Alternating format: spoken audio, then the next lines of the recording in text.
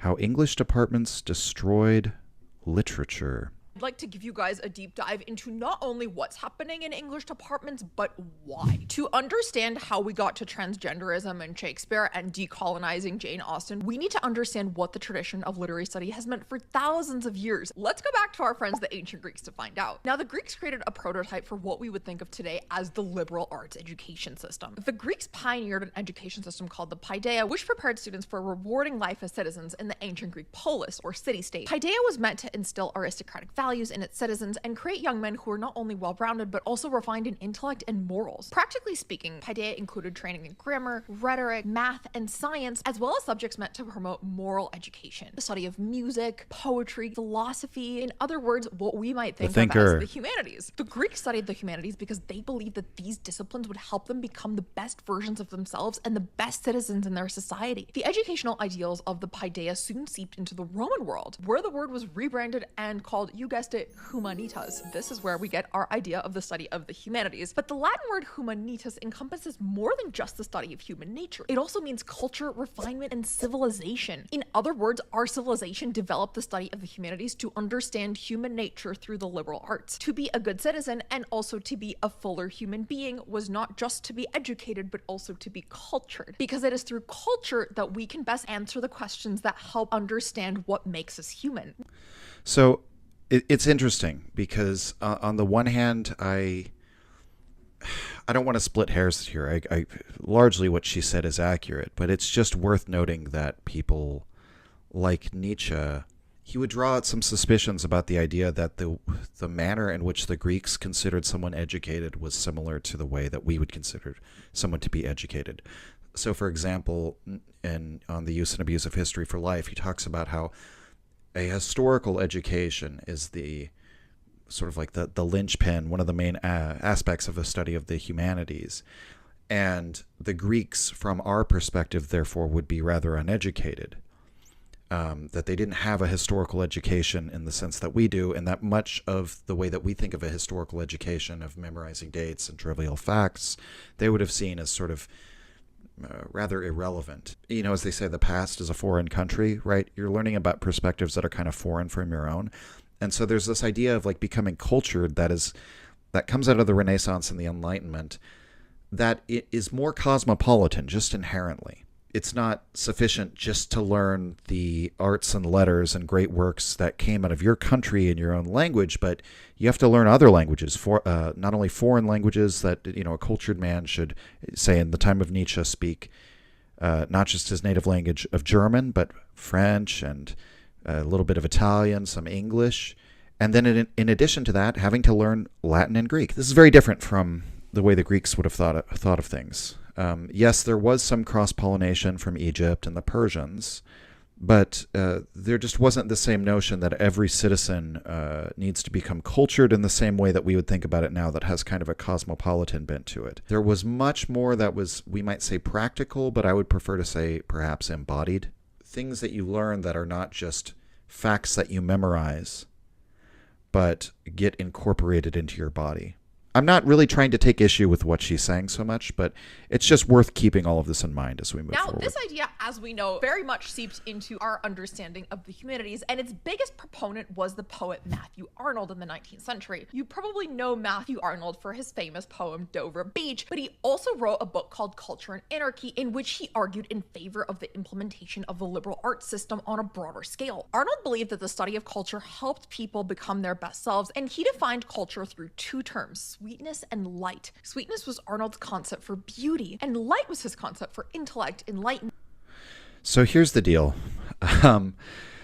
Matthew Arnold was, so some people characterized him as a throwback or a bacchant, or, you know, like a, you know, perhaps he's a little bit too pagan. I guess what I mean by that is that there was a strand of English neo-pagans who were actually anti-Christian in many ways, and they still smoothed over some of the differences between the Greeks and modern values, particularly when it comes to things like human rights and human dignity and freedom and all of these things that even by the time of Aristotle are not even acknowledged.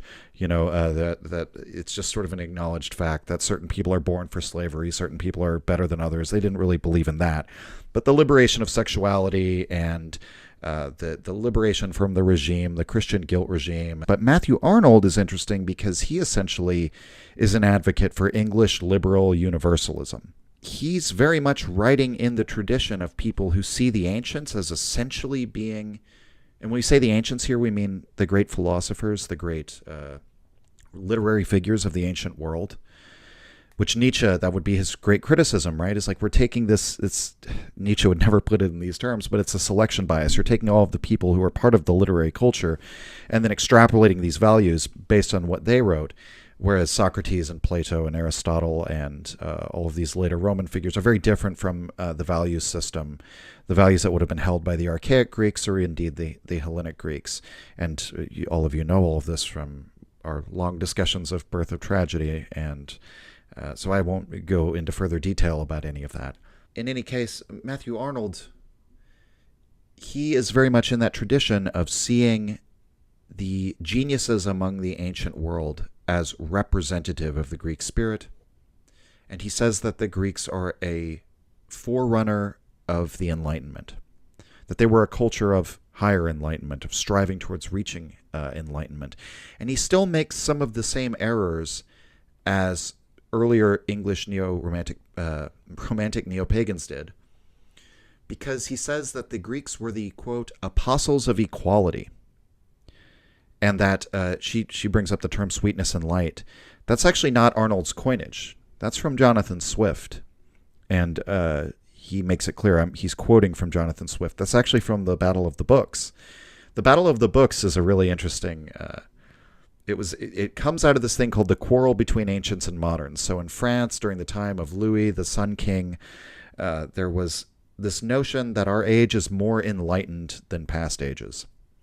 And they were looking at not only the actual illumination, the creation of all of these like lamps to illuminate Paris, and all these endowments for new institutions of learning and studying and founding all these libraries. But there were all these great poets and writers and authors, certain figures like Fontenelle, and I'm trying to remember his name. He was like the brother of the guy who helped build the addition to the Louvre. He says our modern poets, they're on a higher level than anyone from the ancient world, our modern writers.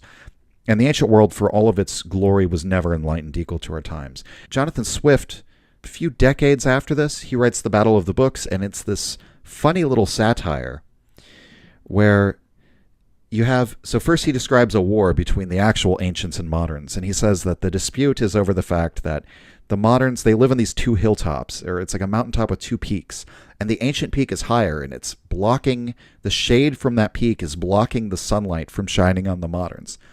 And so they ask the ancients, we either need to trade peaks or we're going to level your peak down to our level. And the ancients say, well, no, we'll help you build your peak up to our level, but you're not going to knock down our peak so you can have sunlight. And they go to war over this. So there's already this kind of metaphor that the moderns are not on the level of the ancients, right? The moderns are down here, the ancients are up here. And they feel like they're in the shadow of the ancients, of these ancient works. And so Swift obviously takes the side of the ancients over the moderns, right? But then the funny thing about the Battle of the Books is they all fight and kill each other, and their weapons, he says, are missives and treatises and essays that they fire at one another. And these books contain, long after the battle is over, contain the spirits, the still raging spirits of these combatants. And so then the books come to life in the library, and the writings of Homer and Ovid and Livy and all of these people are the generals for the ancients. And then the moderns, I think, are like Dryden and Pope. And I forget exactly who is on the modern side. And the battle does not end conclusively, but it's in a chunk of text in Battle of the Books where the ancients are associated with sweetness and light. And light has like a specific meaning. Yes, as she says, the Enlightenment, but it's funny because Swift was sort of a reactionary who was saying, Like, he didn't believe the whole Enlightenment story. They didn't even call it the Enlightenment yet as an era, but he didn't believe the story that in modern times we are more advanced than people from past ages, at least not in terms of morality, that this accumulation of knowledge and technology doesn't make man better. That reason is a tool or a weapon. You can reason your way into anything, and we are forgetting about faith. We're forgetting about revelation. That was Swift's point. He's attacking this modern faith in progress in the context of bringing up sweetness and light. Matthew Arnold, on the other hand, takes that phrase and he's looking at the ancients as people that we can emulate, as figures that were the forerunners of what we've created today, that were the early apostles of equality. And Matthew Arnold, I mean, out of all the people that wrote about the ancient Greek world and their relationship to modern Enlightenment values, I don't think there's anyone that Nietzsche would have differed with more strongly. Because it's a complete falsification of who the Greeks were. Nietzsche doesn't think that they're humanists. He doesn't think the Greeks are a literary culture. He certainly doesn't think they're apostles of equality. And there's probably nothing more offensive to Nietzsche that you could even think of than the idea that the Greeks were forerunners of English liberal universalism. That he just wouldn't have been on board with that idea. But in any case, so Matthew Arnold, it's interesting that she brings him up because, yeah, he's arguing for classical education. This is the other thing, guys, the idea of classical antiquity. I've talked about this a little bit before, but what does it mean for something to be classical? What does it mean for something to be a classic? Where does that term come from? And it's related to the word for class, and that essentially when you call something classical, you're saying it's establishing a class. It's setting the standard for emulation. And so a classical education is supposed to be you're studying those who are the standard for emulation. And Nietzsche's whole beef with classical antiquity and philology, and we philologists that abandoned fragmentary essay, but it's one of those great works of Nietzsche that you should certainly read. If you've already read a lot of his mainstream works, it's worth thumbing through. It's very fragmentary. You can kind of look from aphorism to aphorism or section to section. But he essentially says, look at our classicists. Do they actually emulate the Greeks? What are they similar to the Greeks in any way? If the Greeks were truly a model for emulation, if the classical education was doing what it was supposed to do, then we should be bringing the spirit of the Greeks into modern life. But instead what we're doing is sort of the opposite. We're projecting the values that we hold now onto the ancient world. We're projecting these humanistic values back onto them and retroactively redefining what the Greeks were. And Winckelmann did this. He said the Greeks, their key features were noble simplicity and calm and greatness. So he mainly focused on statuary and these serene figures carved in stone. They're beautiful, right? And so he has this idea of their calm and their greatness. Well, have you just been saturating yourself with statues, right? Wolff, the founder of philology in the German university system, who says the Greeks are the most literary culture of the ancient world. And Nietzsche and we philologists says, no, the Egyptians are far more literary. You're interested in literary criticism, you're interested in literary analysis, and so naturally you think they're a literary culture because all you do is engage with their literature. And so, the English romantic neo-pagans, they're interested in the Greeks because it's a pre-Christian sort of civilization. So there's not this guilt and shame around sexuality. So I wouldn't say so much project that onto the Greeks, but they're sort of selecting, they're zeroing in on that, right? And so Matthew Arnold is the same way. He's taking this phrase from Jonathan Swift, that the ancients are all sweetness and light, and basically saying, yeah, the Greeks were the first step in the direction of the Enlightenment today. He's saying we need to be classically educated and study the Greeks so that we can emulate them. But what are we emulating in the Greeks? Oh, well, they're these humanists. They're these apostles of equality. They're this literary culture of higher enlightenment. These people before modern corruption and injustices, and they all look at all of their geniuses who teach us about virtue and morals, right? And so it's very interesting because it's like this retrospective projection onto the Greeks, and then you make them a model for emulation, but you're just emulating yourselves, right? You're just emulating the values that you already hold now. So you make them into the avatars of the values that you already hold, and then you say that we need to emulate them. But it's not really truly a classical education in the sense, or you're not really studying classical antiquity, right? That's not the thing that you're actually emulating.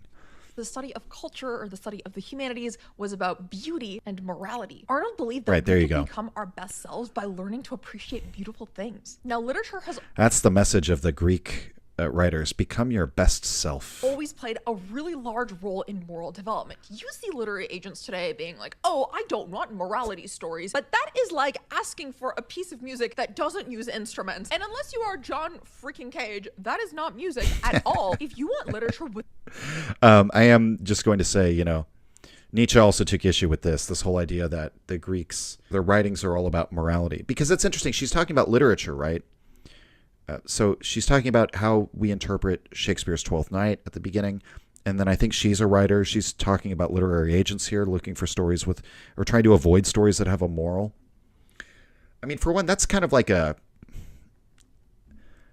whether or not you want morality plays and strong heroes, or whether you want morally gray stories and anti-heroes, I feel like that's a generational trends thing that goes back and forth. Maybe now we're in a more morally gray anti-heroes deconstructionist phase, but it's always, that's always going back and forth. But more to the point, if we're talking about the Greek stories, right, the stories we have from the ancient world, it's just interesting because Nietzsche would have said that the tragedies do not convey a moral, and most of their myths don't, not in any morality that we would recognize. That they're not Aesop's fables, essentially. That if you read them all through being Aesop's fables, he said we do the same thing with the Theognis of Megara. They said that he was a gnomic poet, so that his verses are intended to be for moral instruction.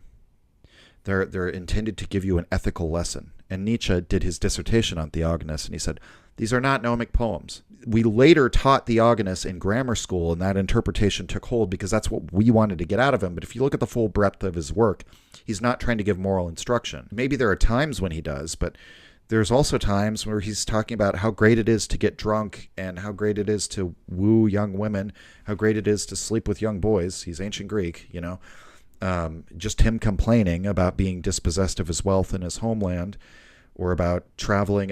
Nietzsche says these poems express the full breadth of his life and are not intended to be a storehouse of moral lessons. That just might be involved sometimes. He might have some wisdom in that regard. He's not trying to tell you what the proper way to live is. And Nietzsche would have said the same is true of the tragedies. There's no moral to be extracted from Oedipus Rex. Maybe there's a moral from some Euripides plays, and that's what Nietzsche doesn't like about it. But even the Bacchae, it's hard to say what the moral is of that play. It's far more ambiguous. I mean, you could, from a modern perspective, say that Dionysus acts very immorally in that play, very pridefully, and is overly cruel and excessive. Excess. That's what Nietzsche says defines the Dionysian. The Greeks have all these stories about excess.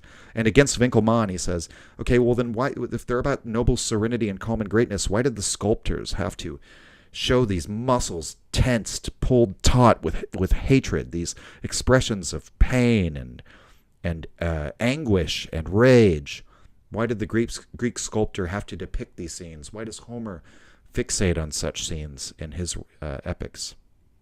What is the moral of the Iliad? The moral is what, when somebody finally kills your friend Patroclus, then you should do your duty and stop pouting?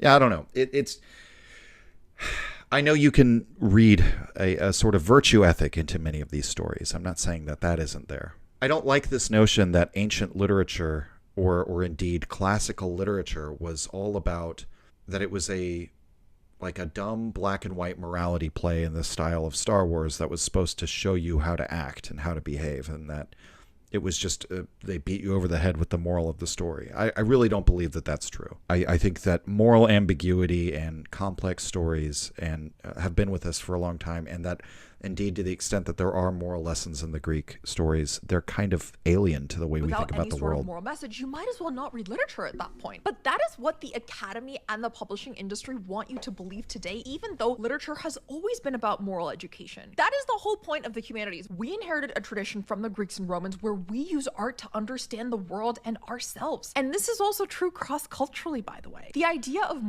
I mean, Alcibiades was educated as one of the aristocrats within this moral education by Socrates himself, and he learned oratory and art and music, and he pridefully betrays his own city because they betrayed him. They were going to throw him under the bus and prosecute him when he returned from his campaign. But he goes over to the Spartans and he gives a great speech about how the Spartans can trust him to because, like, look at the damage I was able to do to you Spartans in battle, not knowing your plans, and I know the plans of the Athenians. So we'll really be able to get the jump on them when I join you, right? It's like a story about prideful treason because he cares about himself more than his own glory, more than the Athenians at the end of the day. Like a true patriot, we can imagine a story. There's probably some story. Let me know in the chat if you can think of a story like this from modern day American cinematic storytelling where a character is going to personally lose out, like, you know, be seen as a traitor or treasonous. Hell, The Dark Knight, there's a story like that, right? I will sacrifice my reputation. I'll be hunted. I will be hounded because it's the right thing to do for the safety and for the continued existence of Gotham City. That's the ending. That's the end of the film, right? Alcibiades would have said, no, I'm going to tell everyone that it was Harvey Dent because fuck him. I saved all of them. They should be like laying down at my feet thanking me. A lot of the ways that this is being presented, right, that again, the Greeks are being educated morally. We're leaving out like what that means exactly. What does it mean? I mean, Protagoras says that I instruct men to be good citizens, to be part of civil society. But what does he mean by that? He says, well, I'm going to teach them oratory and rhetoric. That's not the way we would normally think of like the highest virtue, right? But there's a sense to it and in the argument that he gives and knowing the context of Greek culture. And, you know, you have Odysseus as a role model who's a huge liar and a deceiver. There's just all these complications to this where what's considered moral, what's considered instruction in virtue is sort of being left to hang in the air as if it's exactly the same as what we would consider to be morality and virtue. But beyond that, it's not always clear that that is actually the case, that that's actually why these stories were told. Moral development is crucial Again, from my for Nietzschean the perspective. idea of understanding literature. You see this in the works of Jane Austen, Leo Tolstoy, Fyodor Dostoevsky, just to name a few. And you cannot read literature without understanding some sort of lesson that is relevant to you today. In 1908, this idea was formalized by the new humanist literary scholar Irving Babbitt, who set out to redefine classic literature education in a collection of essays called Literature and the American College. Babbitt believed that the purpose of literature was to cultivate a long-lasting moral imagination. Literary study had a duty to craft readers into morally upstanding members of society. Of course, he borrowed a lot of these ideas from Matthew Arnold. Yeah, see, I don't know anything about this guy, Babbitt, but the point is to craft people into morally upstanding members of society. Well, let's just say that doesn't seem like it's a view of literature that permits the whole breadth and depth of the human experience to be part of your literary journey. You know, because she's going after the woke politics, the progressive politics. And to the extent I, you know, have a bone to pick with such people, one of the sort of standards that's often applied based on that ideology is that even the villain has to be like not racist or something. You know what I'm saying? Like, the villain could want to wipe out the entire human race. But if you were to make like an insensitive remark about gay people or something, then that would be kind of like out of bounds in a way. Or even and certainly not a protagonist, right? Character that's kind of more complicated, like Travis Bickle, as Tarantino pointed out in his analysis. And I didn't pick up on this watching the movie as a kid. There's a huge racial tension in Taxi Driver, right? And then it's because Harvey Keitel is cast as the pimp, and so it gets kind of like diffused in a way where you don't notice it as much. But So like that's an uncomfortable aspect of that character, and he's not a hero. He's not there to be like emulated in any way. He's a very disturbing character in many ways, right? Or I'm just trying to think of other protagonists. Yeah, I mean, that's enough examples. What I'm saying is there's a certain like mindset or school of thought these days that all the characters need to be modeling good behavior, at least when it comes to this suite of progressive issues, so we can still have villainous attitudes and actions and heroes versus villains and all of these things and morally complicated characters, but it only has to be on this level that's not touching any one of those fault lines of like that might upset a certain identity group. And ultimately that you have to, if not like the main character, you have to sort of approve of them on the level of like, you know, at least they adhere to this modern morality that we all have. And that to me, I think is just insane. No, you don't have to like the main character. You don't have to approve of them in any way. There's stories that I've read where every single person is just almost irredeemable.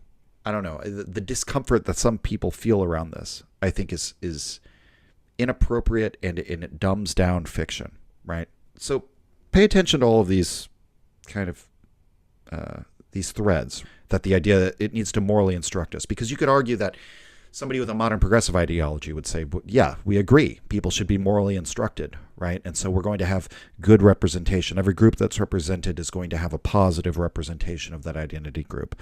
Even the bad guys are going to ultimately be progressive in their morality, because we don't want to hear expression of ideas that might be like upsetting to some people.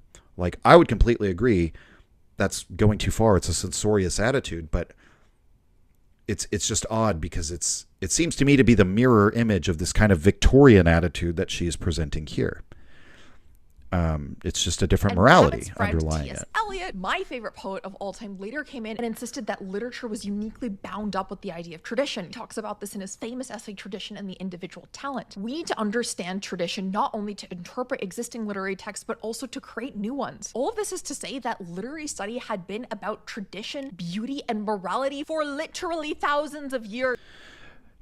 Okay, so I agree with the whole tradition point insofar as every genre has a tradition. Every stylistic trope, every, type of character study, every literary conceit, all of these things you can find a long history of, and you can look to the masters, again, for emulation, or just see how that idea developed, and that's true, right? But then you just get these vague things like literature was about tradition, beauty, and truth, or whatever she said. It's like, is that really interesting to talk in those terms? Like, to just speak of beauty in this sort of, in the abstract? It was about beauty. I don't know. That doesn't do anything for me these days. Maybe when I was a little younger, and maybe when I was going through my unfortunate Petersonian phase, I would have said something like that. But, it's like you're really saying nothing.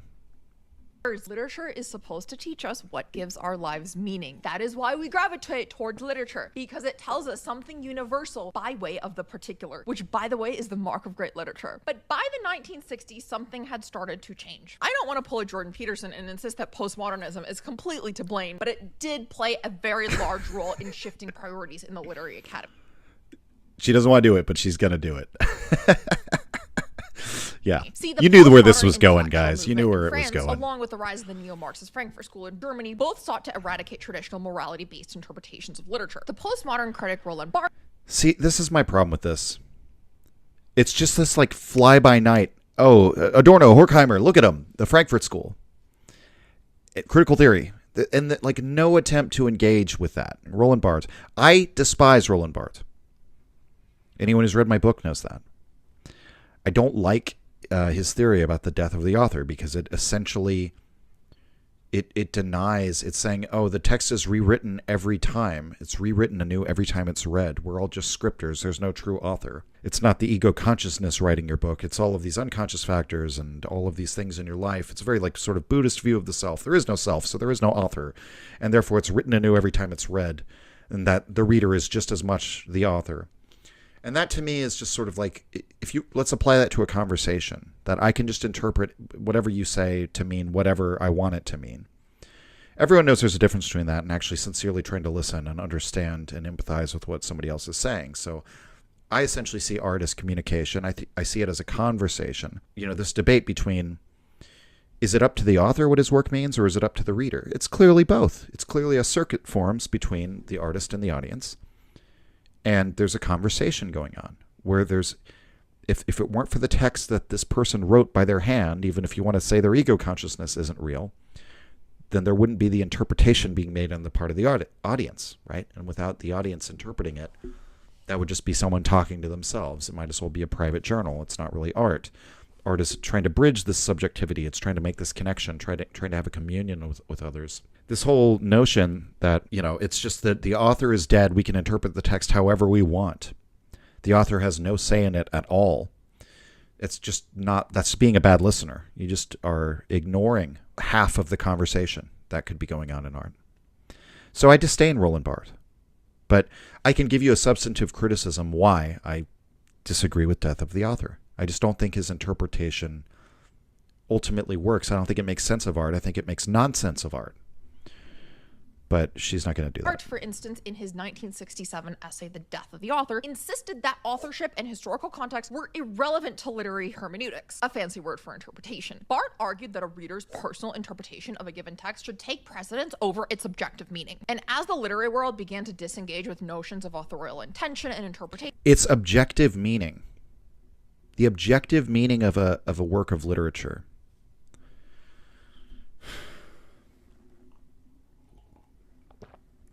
like there is a horizon of possibilities for interpretation, right? There's not. If somebody comes up and says that I think Cervantes' Don Quixote is a story about, I think it's a story about puppies, be like, okay, well, you just made that up. That's not, like, what are you basing that on, right? There's still a text that we have to kind of base our interpretations on, right? This idea that there's an objective meaning to it. I mean, would you say that with the Bible? There's a certain objective way to interpret the Bible. I know certain Christian sects would say that, but then you have to grapple with the idea that there are so many other, like, sincere, well-intentioned, intelligent Christians from other sects who read the Bible slightly differently, or include different books, or just have a different interpretation of it. And this doesn't seem to be... Is that ever settled? I mean, maybe you think that this debate can be settled and you have a better argument, but is it ever settled by just invoking the idea of objective truth? That's the thought habit I really hate. And that's the thing that I don't like that came to us with Jordan Peterson, is this idea that, like, well, we need to affirm objective truth. And more often than not, when people are in a dispute, it's not like the problem isn't that they don't affirm objective truth. It's that they both think they're objectively right and the other person is wrong because they have a mutually exclusive position. And so if you have two people who interpret the Bible differently, does it help? Does it get us anywhere to just invoke the idea of objective truth? The other person's just going to say, no, I have the objective truth and you're wrong. So does it make sense of the situation? Does it help us move forward? Does it do anything for us? You can say, well, people should just acknowledge these standards of objectivity so that they'll be open to proofs and disproofs of their position. Do you really think that's the way human psychology works? Yeah, there are some cases in which people will change their views, but it's not usually because they were convinced in an argument. And if they've self-identified with this view and they really consider this perspective to be part of their identity, and they've wagered so much on it, they've staked so much on it in their life, they're not going to... I mean, you can have a Democrat and Republican watch the same video of some event happening. They'll have totally different interpretations. Surprise, surprise, based on their partisan affiliation. And, you can say, the right wing is post-truth now. Or, you could say, the left wing, they're all postmoderns. They don't believe in truth. Does that actually resolve the difference of interpretation? You can say the video is an objective fact. It shows objectively what happened. But on multiple occasions, you can have two completely different interpretations of that event, of who was in the wrong and who was in the right. And that's really what we're grappling over a lot of the time. And then to bring it onto the level of literature, stories where, I don't know, it's just the idea, yeah, you can say objectively what happened in the story. This idea that we used to believe in objective truth in That literature. stayed true to a given text, we started to see a rise of moral Why? relativism. Why would you believe but that? Barth's ideas weren't just conceptualized in a vacuum. The advent of worldwide social reform in the 60s also opened the academy up for more progressive ideas amongst members of the New Left. When the Marxist thinker Herbert Marcuse joined the faculty at Columbia University, my alma mater for instance, he brought his theory of repressive tolerance to the academy. Marcuse argued that traditional tolerance in society perpetuates repressive ideologies, and that true liberation can occur only when society becomes intolerant of hierarchies based on race, class, and gender. Sound What does this have to do with literary interpretation?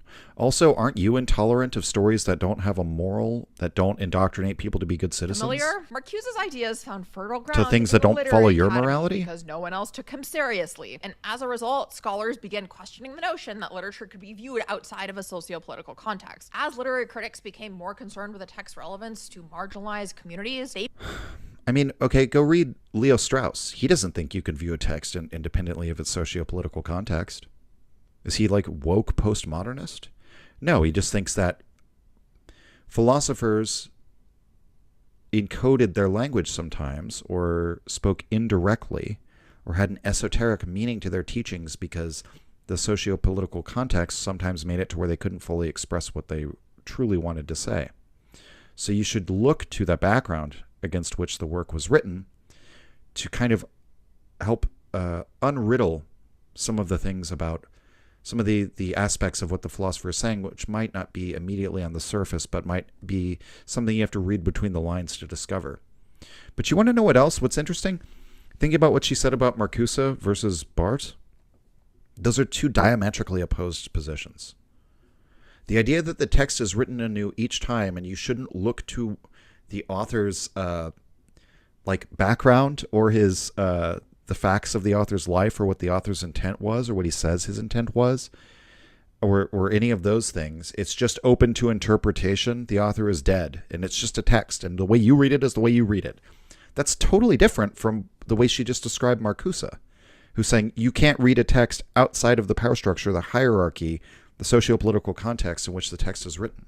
So you should take all of that into account. You should take into account who the author is, who is speaking, right? I don't agree with Marcuse, by the way. I don't like Marcuse. In many ways, he's like the left-wing Schmidt. But you notice how it's like it's because of this grouping of the postmodernists, these evil people, and you're grouping together these two people who I guess, broadly speaking, are both postmodern, but they have two completely different worldviews or views on interpretation of art. Identity and power dynamics over formalist traditional readings of literature. This marked a stark departure from the ideas of Babbitt and Eliot. Formalist traditional readings of literature. So everyone who doesn't read literature is a formalist. Who focused on beauty, morality, and tradition. Around the same time in France, the postmodern thinker Jacques Derrida came in and started to undermine everything we had ever known about literary study and about the Western tradition of the humanities. In his book of Grammatology, Derrida claimed that the tradition of Western... No one has read this book. I mean, yeah, lots of people have read the book. I know there was a whole Derrida trend or fad. Derrida is one of the most maligned philosophers of all time. I know there are people who are deep into this stuff who do read him, but I don't think this is influencing the way modern people think about literature. Like, there are so few people who even claim to be able to understand what Derrida is saying. That's usually my experience when I read Derrida, where I'm like, I have no idea what he's saying a lot of the time. Half the time I do know what he's saying, kind of, but it's not enough of an understanding to really... And I just haven't delved deeply enough into Derrida. I'm sure I could, try and figure him out and unpack all of his ideas, but it's almost like, why, right? Why would I... Metaphysics was repressive, and that words held no objective meaning and were entirely open to interpretation. Derrida championed the idea of binary opposition theory, which purports that in the context of Western metaphysics, interactions between human beings have always been a series of black and white, good and evil, man and woman, light and dark, etc., and that one had always taken precedence over the other. Maybe this was well-intentioned, but you cannot argue that evil is the same thing as good. The moment you start making that argument, you start to lose sense of objective traditional morality. Read Nietzsche. That's all I have to say. I mean, yeah, what is this, man? Like, evil's not the same as good. Presenting that there's a binary opposition between good and evil is not necessarily saying that evil is the same thing as good. It's saying that you're making an essential distinction or a mutually exclusive distinction where there is none. That would have been Nietzsche's point, at least. And that opens Some up of the a terrible can of some of the worms. expressions Derrida's that this colleague, chick is Michel giving. Foucault, later appropriated Okay, these and then ideas this. into the realm of gender, and all of a sudden, 12th Night became a play about transgenderism. So it's like, you see how it's like this, just like flying through all these people. Foucault made it about gender. He took Derrida and made it about gender. Notice too, there's always the hidden influence from Nietzsche, or the obscured influence from Nietzsche. And probably because it seems like she's a Jordan Peterson disciple. So she probably thinks Nietzsche is at least valuable, or at least based in some ways. But you're not going to bring up how any of those people were influenced by Nietzsche, right? And so it's like you would get the impression from this video, it's like Foucault just took Derrida and made it about gender. So universities across the Western world had officially waged a full-scale war on tradition, culture, beauty, and society. We can sum up the effects of postmodern theory on the literary academy through 3 axioms of postmodernism. Number 1, meaning is relative, if not entirely obsolete. This is Derrida's argument of grammatology. Number 2, authority. Define meaning. What do you mean by meaning? Meaning is relative. Just like what the text, quote unquote, means. Okay, well, you're not a computer, you're not a machine. We don't have a God's eye view. You have to read the text from your perspective and your level of understanding and interpret it. The interpretation is a mediation between just the text and you. And that's required for you to read it and get any meaning at all. And that is, there are going to be elements of your interpretation that are going to be relative to, who you are Intention and your background. Irrelevant. This is Roland Barthes' argument. Authorial intention is irrelevant. It's like, well, that doesn't really go with a postmodern critique based on the author, where the author is in the power structure and so on. In the death of the author. Or their background. And number 3, grand narratives are oppressive. There's another book called The Postmodern Condition by the And this French is the worst. philosopher Jean-Francois Lyotard, where he argues that we must be skeptical of universal truths. What that means is that overarching That's not true. That's just not true. And this is where, it's like, I have my own blind spots because, as I said, like, I don't read Derrida, right? There's just no way that the way these people describe Derrida can be true. Because when she says stuff like this about Lyotard, it's like, you did not read The Postmodern Condition. He doesn't say grand narratives are oppressive. That's just not the argument at all. The Postmodern Condition was written as a report on what effects technology would have on the way that humans assimilate knowledge in the so-called postmodern age. He essentially says that the old conception of the way that people assimilate knowledge, of Bildung, sort of like you're going to learn all of these things and build yourself up, is going to be irrevocably altered because information is going to become increasingly sort of commodified and parceled out, and it'll be freely available due to computerization and miniaturization. So that's Lyotard predicting the phone, that computers are able to hold all this information, way more than the human mind, and they're becoming smaller and smaller and more efficient. So eventually everyone will have access to computing power, and therefore information, little pieces of knowledge, can become a tradable commodity of sorts, but it's not going to be the same. There's not going to be the same value to becoming, say, a Renaissance man or something like that. Because why do you need to know all this information when you can just ask ChatGPT? And indeed, many people are doing that, right? So it's actually very prescient about the direction that technology has taken knowledge. And he says, in light of this, the grand meta-narratives, we talked about them before, the idea, the grand meta-narrative of Matthew Arnold, that the Greeks are the forerunners of the Enlightenment, therefore you can see the Enlightenment as the sort of process of human advancement. That was very different from Jonathan Swift's view. He was also against this meta-narrative, that filthy postmodernist Jonathan Swift. Or you could say somebody like Hegel. who's really the one who gives us the idea of the age of enlightenment. I mean, you could say there's a prefiguration in Kant, but I would say Hegel he makes this explicit in his lectures on the philosophy of history, this conception of the age of enlightenment, which is tied to changing political realities. It's all part of this giant struggle towards freedom, as Hegel says. But that's like a grand narrative. Oftentimes, the anti-postmodern crowd takes issue with what? The Marxist utopianism, the fact that we're all proceeding on this grand narrative towards a utopia on Earth. And some, like James Lindsay, will even trace that back to Hegel, while standing for the Enlightenment, which is kind of funny because Hegel's the one who comes up with that whole idea of enlightenment as defining a certain age. That's a phase of human development that's positive and will lead us on to better things, but it's neither here nor there. Hegel and Marx are probably the most ready-made ideas of a grand narrative. And I know Peterson would always acknowledge this. The postmodernists and neo-Marxists, those two things don't work together, right? And it's like, yeah, they really don't. So maybe you misread these people, because the main targets for their critique are the Marxist grand narrative and the Hegelian grand narrative. And Lyotard's not saying it's because they're oppressive. He's saying these grand narratives about science and human society and development and all of these things, they're just not going to hold up anymore in light of new technology and in light of the changes that have happened. Moral systems are oppressive, and any notion of how to live well or how to lead a morally upstanding life is a no-no in Lyotard's book, because all of that is racist and oppressive and colonialist and patriarchal. You can see the effect of postmodernism on the Literary Academy, and now that we know that.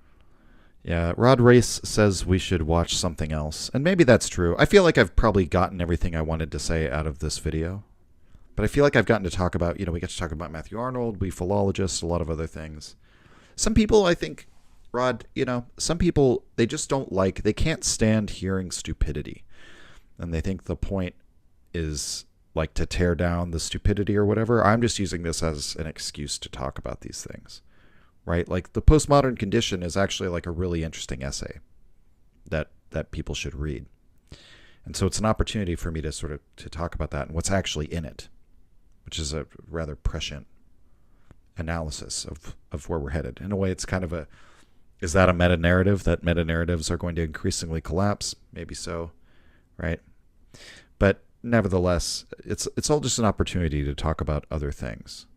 If you enjoyed the Nietzsche podcast or found it helpful, you can visit us and support the show at patreon.com/untimely-reflections.